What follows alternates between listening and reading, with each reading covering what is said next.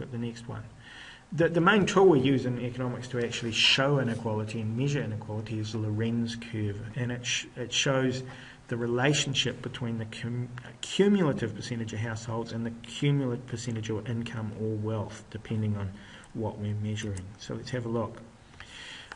This is for some theoretical country. The poorest 25% of people have got 5% of the income. The next, the sort of lower middle income got 15% of the income, and upper middle 25% people, upper middle class I suppose you'd call it, got 30%, and the richest 25% have got 50% of the wealth. So in other words, if there were 100 people, the first 25 people would have, and there was $100 going around, they'd have $1 each, and the richest 20, would they have $1 each? They'd actually have less than that. They would have 20 cents each, whereas the richest 25% of people would have $2 each.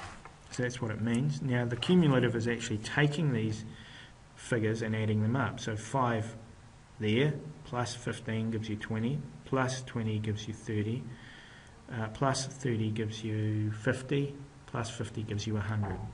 And when we look at the that graph, this is how you graph a Lorenz curve. You'll see that the graph has actually got a blue line, the line of complete equality, and that means everyone's exactly equal.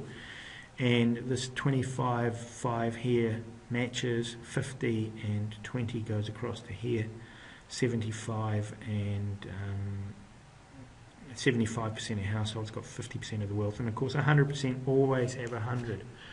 So the closer to the line that red Lorenz curve is, the more equal things are, and the further away, the more it bulges, the less equal things are. So you should practice drawing those. As a Lorenz curve shifts out, it shows increasing inequality, and it sort of bulges out like that, and it moves out again. So you'll see that that's bulging out, becoming more and more unequal, and eventually the reverse indicates growing equality. Now, the term equity and equality tend to be used almost interchangeably by some people, so I suppose there's a sense of improving fairness as well with this, but as economists we don't get into that argument. We just say that things are becoming more equal. Okay, so here's some examples of Lorenz curve. Line of perfect equality. Now that means all things are equal. Everybody has the same income, regardless of anything else. Market in refers to pre-tax income. So if this is pre-tax income with the sort of purple, it's before you get taxed, before the money's taken off your pay slip. Disposable income refers to post-tax income. And if that's closer to the line of perfect equality, that means that we are somehow taxing the richer or transferring wealth somehow to poorer people. That's actually what that means. You can transfer money by way of taxes, or you could be taxing the rich people at a higher rate. So, and that's typically the situation for most Western countries, that the rich people, it tends to be moved in just a little bit, but not always, not always. And wealth shows the net, this shows the net value of assets people have, and you'll note that that's even more unequal, and that does make sense because you know, as people get older, their assets build up, but their income doesn't build up so much. And quite often, rich people have their money in assets rather than income. They try and minimise tax and so on. So that's a typical possibility, but it could be further in as well. If the government wants to reduce inequality, if that's its objective, then it's got a number of ways it can do it. It can transfer payments by way of things like unemployment benefit or pensions to lower income people, more progressive taxes, which means higher tax for rich people, or rich people pay a greater portion of the burden, minimum wage legislation so that nobody's on a very, very low wage, anti-discrimination laws such as equal pay for equal work. And you know that kind of legislation was introduced in New Zealand, and there's some principles of this that are worth knowing about. The first principle is this idea of horizontal equity, and that is that people on similar incomes should actually pay similar taxes. That's one idea. And vertical equity, if you're believing in vertical fairness, means that those in higher incomes should pay more tax. Most would agree that that is true, though in New Zealand we have an Act Party that says there should be a flat tax rate. That is, everyone should pay the same rate. But so in which case this vertical equity probably doesn't apply in that situation. But most people would agree that in some sense, because rich are able to pay more tax, they should. The question then becomes how much. So the progressive tax is a way of distributing incomes. This is one of the tools. They follow the principle of vertical equity. The higher your income, the higher your tax rate. Now, marginal means the extra tax earned on an extra dollar earned. So let's have a look at some rates here in New Zealand, tax rates, and these are the income tax rates. It's got ACC levies, but let's just ignore them. And you'll see that the lowest income workers pay 10.5% on the first, on their dollar earned. From the 14,000 to 48, people are paying 17.5, but they're still only paying 10.5 on the first. The marginal rate on the 14 to 48,000 is 17.5. When they hit 48,000, the next dollar they earn, they're paying 30 cents, and when they hit $70,001, the next dollar they pay is 33 cents. So it's a progressive system, but it's not a strongly progressive system. Let's see how that impacts on average rates. So I've done the calculations before, but have a look here. The marginal tax rate, 10.5% up to 14, and 75% up to 48.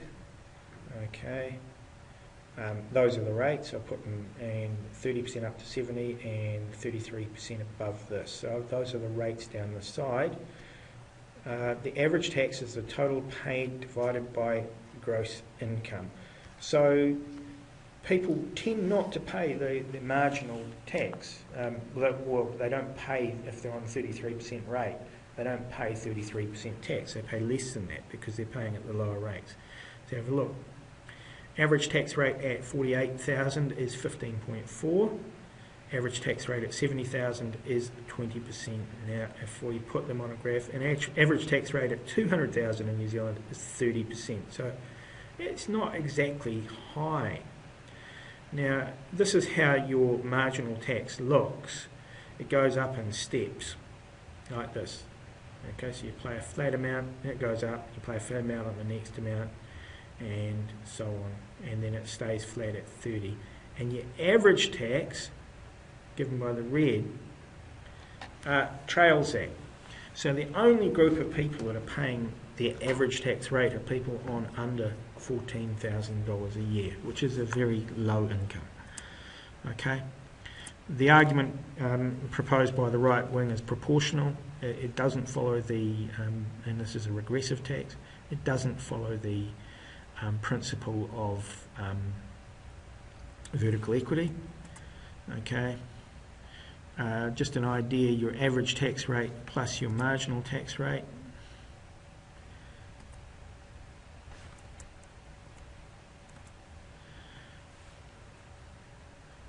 In this case, it should probably be equal.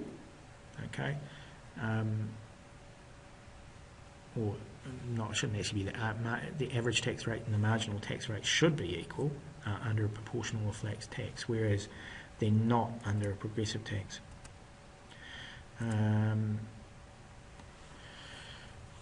Now, although the rate for a regressive tax, that's the opposite of a progressive tax, the percentage of income tax paid falls as your income rises. So I suppose if we go back to the proportional, it's neutral, whereas the regressive isn't. And it takes a greater proportion of lower income earners than higher income earners in tax. So this refers particularly to a thing like goods and services tax, where the regressive tax, because we're paying 15% on all goods and services purchased, it hits the poor more than it hits the rich. And the reason for this is that the rich actually can save big portions of their money or put their money into assets that are one-off purchases that increase. So GST does penalise the poor, and in some countries they have exemptions for things like food, although there are complications there for that. So the final bit is what's called the equity and efficiency trade-off. Now, I know this has been a long video, but there is a trade-off between equity and efficiency.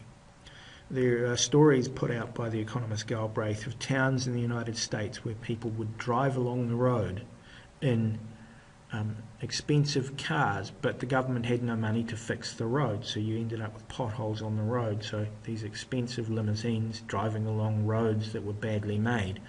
So there is some point where it's optimum between the two. This is a production possibility curve, and if you've got a lot of equity and a lot of efficiency, there'll be some point out here which provides an optimum balance between increasing your goods and services and growth and actually making things equal. Okay, so more equity often means less efficiency, less growth in the economy.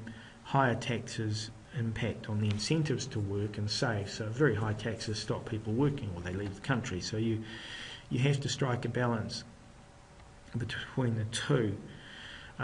Also, one of the arguments against high taxes is people spend a lot of time trying to avoid them, and also tax cuts motivate workers. So if you have a look here, highly efficient economy but very unequal distribution of income, and here efficiency lost in gaining equity, and here you've got an